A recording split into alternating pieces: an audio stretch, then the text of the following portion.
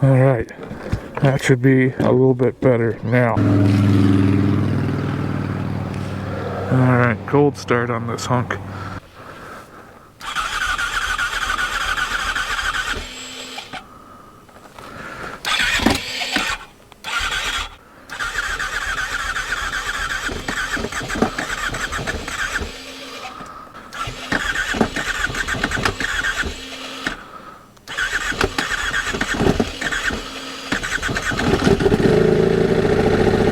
A little bit difficult.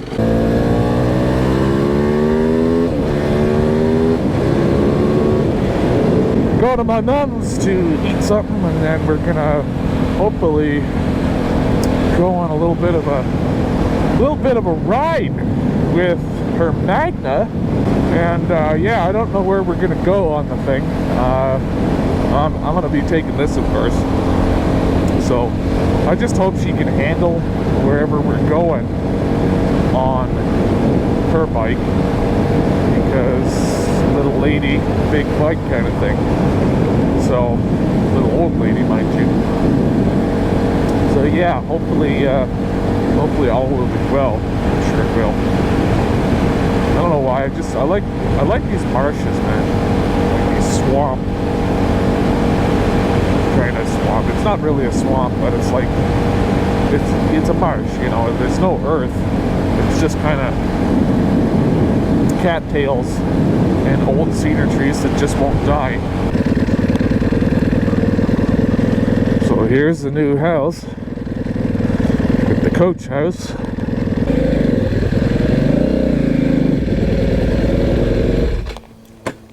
Calabogie. We're gonna take the back roads there. She's a little dicey on this thing, man. Like she couldn't even turn the thing around. Her rear brake it works, but the light doesn't come on until you really slam it home. You know, it's on, running, you press the rear brake, the brake light doesn't come on. It only comes on with the front one. It'll come on with the rear one, but you gotta have it basically all the way to the ground.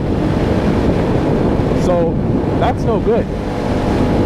She doesn't take it seriously, and that's what I'm really concerned about. We had it into the mechanic to do the safety inspection, and for the safety inspection, like, did he not catch that? Like, did he not fix that? See, she's slowing down. I know damn well she's using that rear brake a little bit. See, no tail light, no brake light. I mean, supermoto on the highway. I definitely do not want to hold the gear all the time, but it doesn't. It's all the gearing, really. This thing, like I say, if this thing just had a sixth gear, man, that would just be perfect. It's got plenty of power. It's just, I don't want the revs so bloody high that it wears itself out too fast. Every like 80 kilometers, man, I gotta stop for gas. It's ridiculous with this bike. But I wouldn't have it any other way.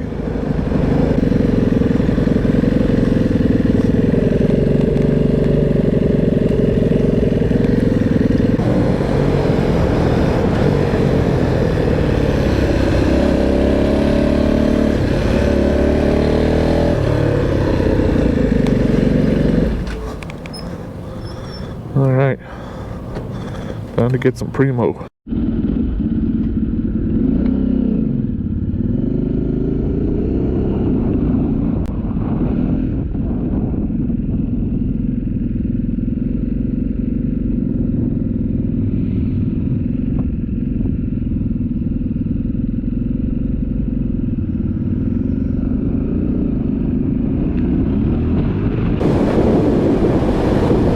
I go down, you know, if I go down, I'm gonna get fucking hurt. Like I've got scars on my knees from when I was trying to trying to dooner a fucking two-stroke, and I slapped that thing on the back onto the pavement, you know, looped it so bad. The bike was fine. That was my first concern, of course. But I scuffed up my knee pretty bad. And I still got that scar. It's fully healed and I'm, you know, completely fine. But you know, I had a swollen leg and a swollen elbow for quite a while. You know, barring some catastrophic accident where you go head first into a tree. You know, the main concern is your bike. It's like, because, you know, even if you hurt yourself pretty bad, but you're like, you know, it'll heal. Well, now you're off of work probably, and how are you going to fix your bike? You know, you got the time on your hands, but now you don't have the money.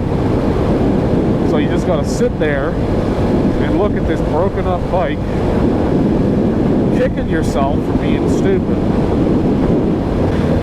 I'm glad she's got these saddlebags on. At least that's a nice fucking drop. Just so that, you know, she did not like low speed drops it, but like it tips over in a parking lot, like it won't screw it up completely. They're kind of protecting the mufflers there. That kid just fucking spit. I think that kid just fucking spit in my direction. What the fuck? I thought kids like bikes, especially dirt bikes. What the fuck? She's fallen off her bike like that before. Little Yamaha TW200, that's her other bike. And she had to lower it, but before she lowered it, imagine having to lower that bike. Like, before she lowered it, and the reason she lowered it, she hopped on the thing, and then you know, from the one side all the way over to the other side, on the ground, bike on top of her. Yeah, I mean, she was fine, bike was fine, but we don't want that kind of stuff to be happening on the daily. So her balance is good. You know, it's not bad. It's just, you know, it's not as good as mine. She's not 20. That's a Magna 750. That's a fucking real man's bike. That's not some big, slow, underpowered thing. That's got some freaking get up and go to it. Okay, sir. Yeah. I don't know what the hell that was. I thought it looked like some old Trans Am. Maybe it was. I need to get me like an old 80s car. Like, it doesn't have to be like a muscle car. Like, I've got like the Jeep Comanche. I've got that. That was only $2,000. Like, I picked that thing up rust-free. Like, except for like on the axles and stuff. Like, and the floorboard, of course. The floorboard's rusted, but you can get new floorboards for it. No rust on the bed, no holes in the fenders. It was in good shape, man. And anything that had been fixed for a second. I don't like her being behind me. I wanna be behind her.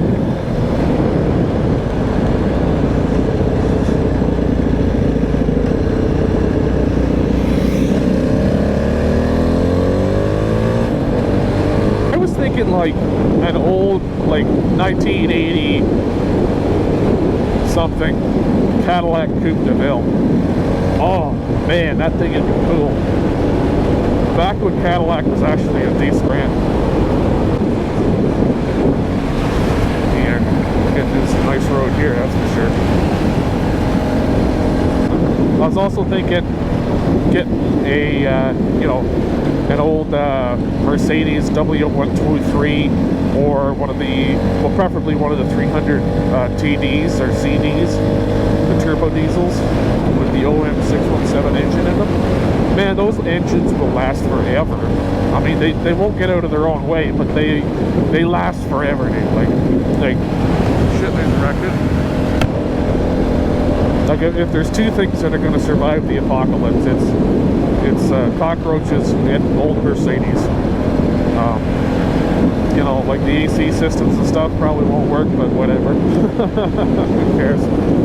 You know, and then just getting one of those and then like restoring it and like doing like the camber wheels and then do like a stack out of the hood, like a friggin' like people do with their pickups.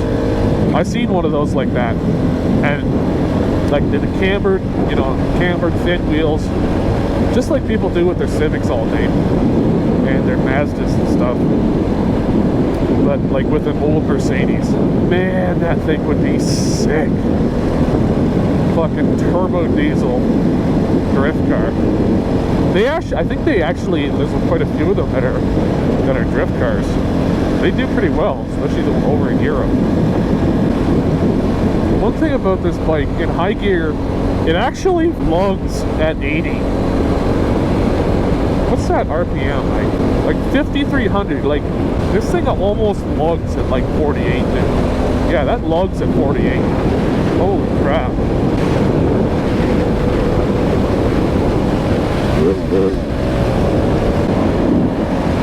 Lots of nice little lakes in here. You know, this is why I love Canada right here. Look at all this. This is just beautiful. Beautiful hilly terrain, thick bush, man, 70s bush right here. And all the little lakes all over the place. It's just gorgeous. Look at these roads. These are actually pretty good roads too.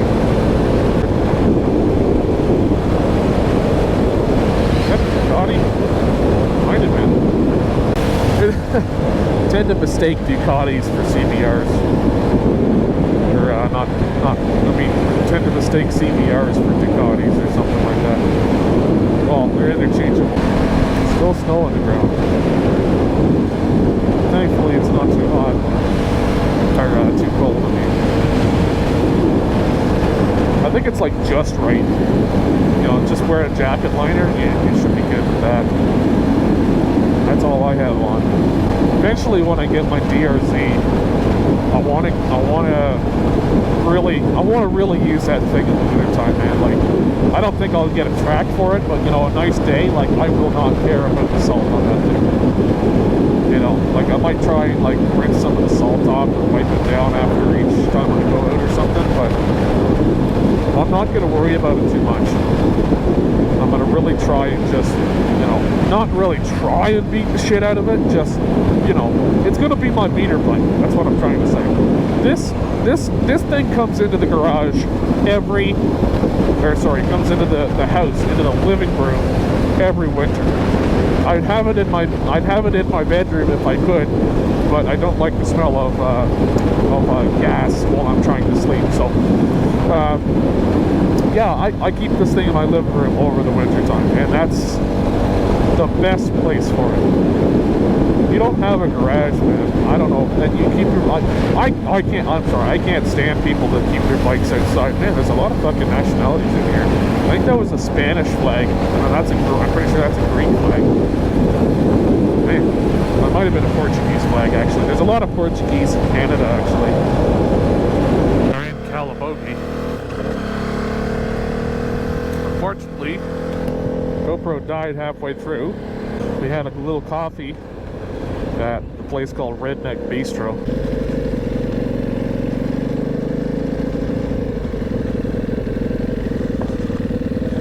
Alright, diesel, regular, super is what we need.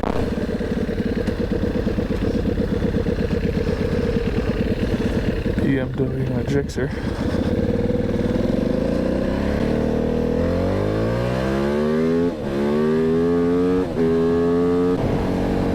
Fresh gas. That was $1.07 a liter. Like, what? Ugh. I know it's Calabogie, but hey, you know, I just picked it up for 92. Oh well, only got $5 worth anyway, so still, it's pretty cheap actually. But still.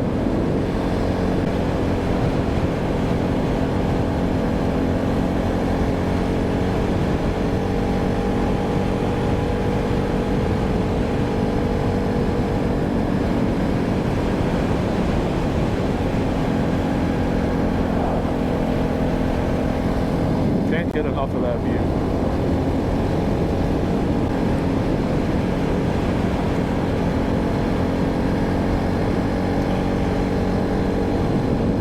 Man, there's like thousands of little lakes and rivers in Canada,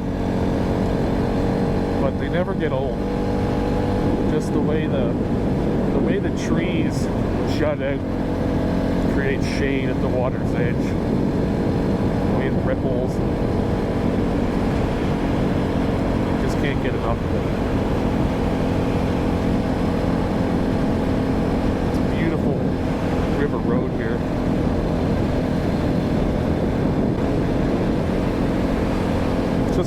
after lake just connected, man.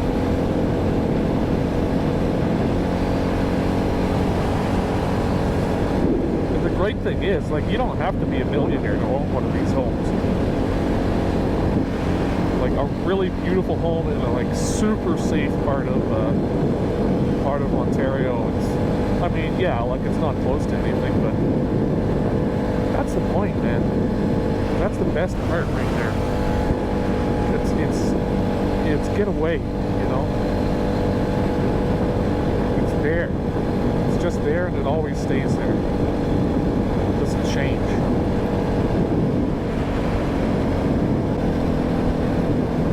One of those waterfront houses, like granted these ones, you know, in particular aren't very big, these are just little cottages, but you know, probably don't cost much over 100,000. You got houses in Toronto, sure, location, but you know, over $1 million for something that's literally worthless and falling apart.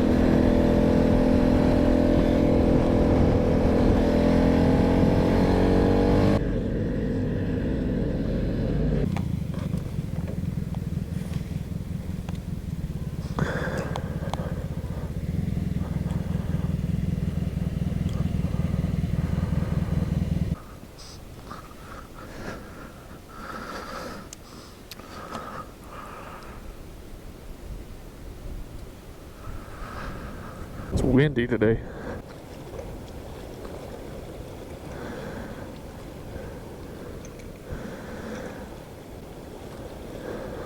Dang, if I didn't have a track on my bike, I could just freaking ride right across that.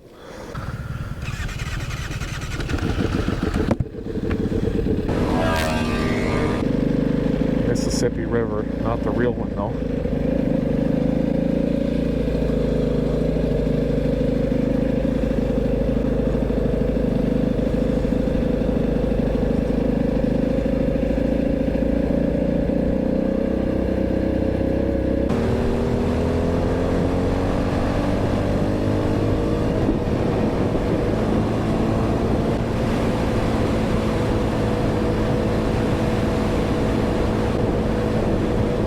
Seem to think those things only spray pesticides, but they actually spray like a lot of, they can spray pesticides, don't get me wrong, but they can spray like a lot of liquid manure and various fertilizers and stuff too. Like, it's a multi-purpose tool.